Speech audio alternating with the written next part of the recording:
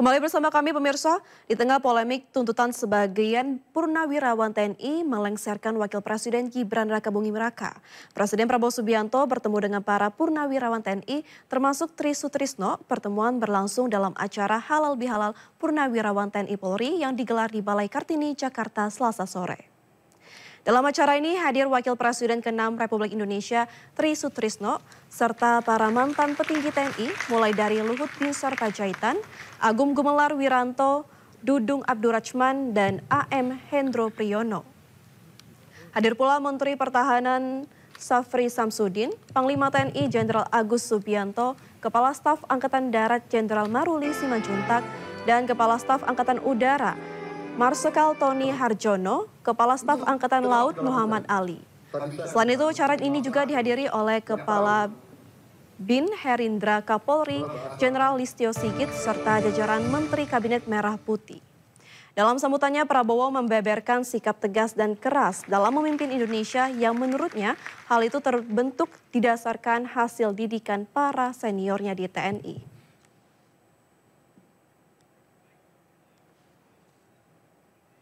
Dan saya dalam pemerintahan yang saya pimpin, saya bertekad bahwa Indonesia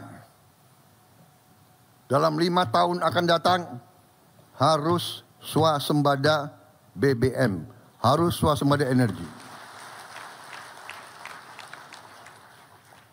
Dan nanti ada yang bertanya, apa bisa? Gitu. Harus bisa.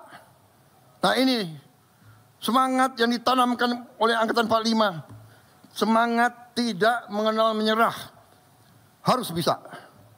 Merdeka atau mati. Berdiri di atas kaki kita sendiri, kita tidak mau jadi kacungnya bangsa lain. Kalau yang mau silakan, saya tidak mau.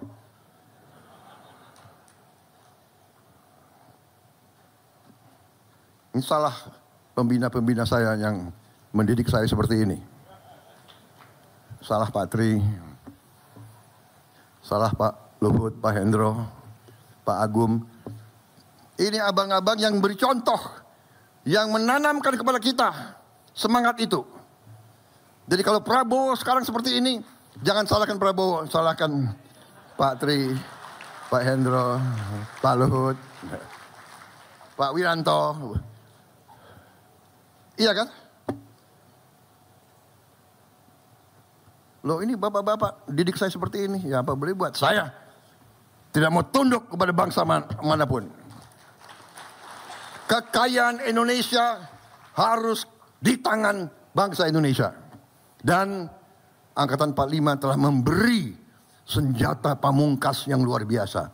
Yaitu Undang-Undang Dasar 1945. Sempat menyatakan mundur dari jabatan Kepala Kantor Komunikasi Kepresidenan, Hasan Nasbi mengkonfirmasi dirinya batal mundur. Hasan Nasbi mengatakan diperintahkan Presiden Prabowo untuk tetap menjabat sebagai Kepala Kantor Komunikasi Kepresidenan.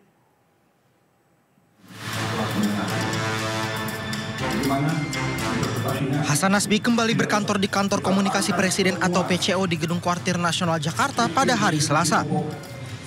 Kepada media, Hasan Nasbi mengaku diperintahkan Presiden Prabowo Subianto untuk tetap menjabat sebagai Kepala Komunikasi Kepresidenan. Saya baru bertugas hari ini. Jadi kemarin saya ikut rapat kabinet, hari ini saya mulai ngantor lagi. Saya kan loyal sama Presiden. Jadi tahu diri itu bukan sesuatu yang bertentangan dengan loyalitas kan. Tapi begitu diperintahkan untuk melanjutkan, ya sudah kita sebagai bawahan beliau, sebagai anak buah beliau ya patuh untuk melanjutkannya gitu. Sebelumnya Hasan Nasbi mengumumkan pengunduran dirinya melalui pesan video yang diunggah di Instagram Total Politik. Surat pengunduran diri saya tanda tangani dan saya kirimkan kepada Presiden melalui 2 orang sahabat baik saya, Menteri Sekretaris Negara dan Sekretaris Kabinet. Kesimpulan saya sudah sangat matang bahwa sudah saatnya menepi keluar lapangan dan duduk di kursi penonton. Selain itu, surat pengunduran dirinya juga sudah dikirimkan kepada Presiden Prabowo Subianto melalui Sekretaris Kabinet Teddy Indra Wijaya dan Menteri Sekretaris Negara Prasetyo Hadi.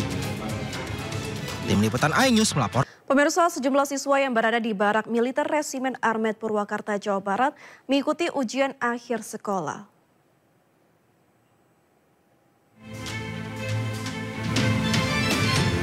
Pendidikan karakter di Barak Militer Resimen Armet 1 Setira Yuda Purwakarta, Jawa Barat tak menghalangi 16 dari 39 siswa bermasalah mengikuti ujian akhir sekolah. Para siswa kelas 9 memasuki ruangan untuk ujian dan diberikan jarak satu dengan yang lain agar bisa menjawab soal dengan mandiri. Soal ujian dibawa oleh guru mereka masing-masing ruangan yang dijadikan kelas. Ujian para siswa sendiri diawasi oleh guru dan anggota TNI. Sementara itu, para siswa kelas 7 dan kelas 8 tetap menjalankan kegiatan baris berbaris di lapangan.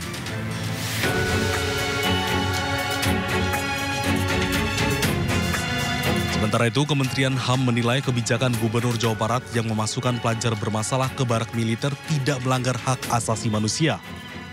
Dengan catatan tidak ada hukuman fisik yang diberlakukan pada para pelajar oleh tentara pembimbing di barak. Kementerian HAM juga meminta Kementerian Pendidikan Dasar dan Menengah untuk mengeluarkan peraturan agar program pelajar bermasalah masuk barak bisa dijadikan di seluruh Indonesia.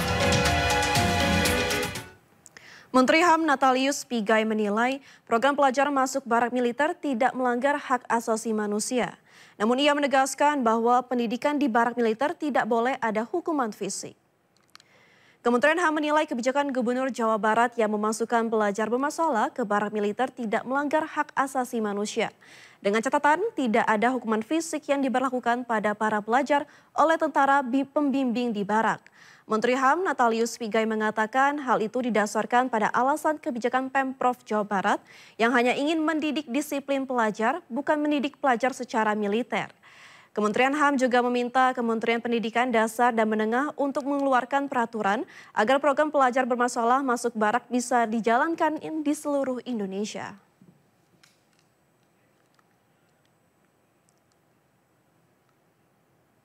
Jadi gini ya, yang terkait dengan kebijakan Gubernur Jawa Barat yang mau bukan mengirim ya, mau mendidik.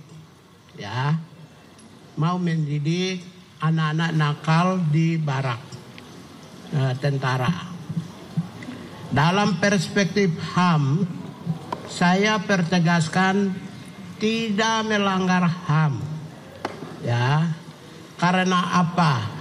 Kalau itu tidak dilakukan yang disebut corporal punishment.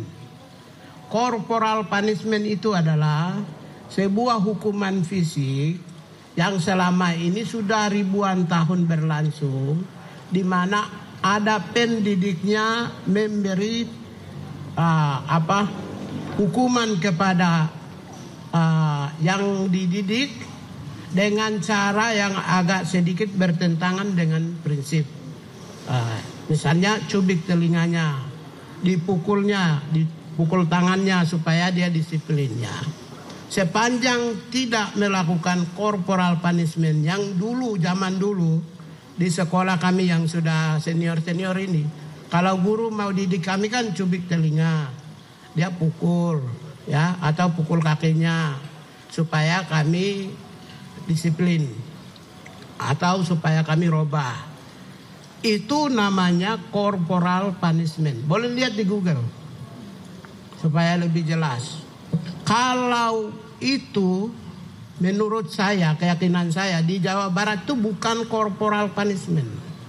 Tapi mereka mau dididik mental, karakter, dan disiplin, dan tanggung jawab. Kalau pendidikan yang berorientasi pada pembentukan disiplin, pembentukan mental, pembentukan karakter, dan pembentukan tanggung jawab, maka tidak melanggar HAM dan kami mendukung pemerintah Jawa Barat itu. Sementara itu, Gubernur Jawa Barat Deddy Mulyadi mengajak para pihak yang tidak setuju dengan program anak bermasalah masuk barak militer untuk bersama-sama menangani anak bermasalah dengan caranya masing-masing. Kan bagus, artinya bahwa apa yang saya lakukan diperhatikan. Nah kemudian kan ada kecemasan-kecemasan atau kekhawatiran-kekhawatiran karena di lembaga atau tempat militer, tempat pendidikan militer, ya kan? Karena dianggap anak-anak ini tidak punya kewajiban atau tidak punya keharusan, bahkan dianggap tidak boleh militer memberikan pendidikan pada anak-anak remaja, ya kan? Tetapi menurut saya, pertama, tentara ini banyak ngajar loh di daerah-daerah terpencil. Yang kedua, SMA Taruna Nusantara itu tertentara loh, pelatihnya, gurunya. Ketiga, sekolah-sekolah yang yayasannya di bawah TNI, itu SMA dan SMK, itu tentara loh gurunya.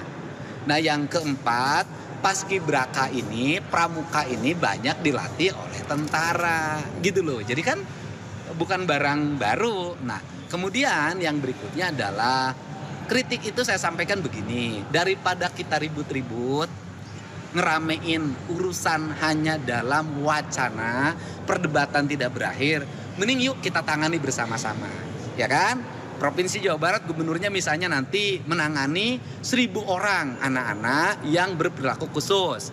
Nanti Komnas HAM nanganin berapa, KPAI nanganin berapa dengan metodologinya masing-masing. Di antara metodologi itu nanti kita uji mana yang paling sukses, itu lebih baik. Atau saya mengundang Komisi 10, KPAI, Komnas HAM berkunjung saja ke barak tempat pelatihan.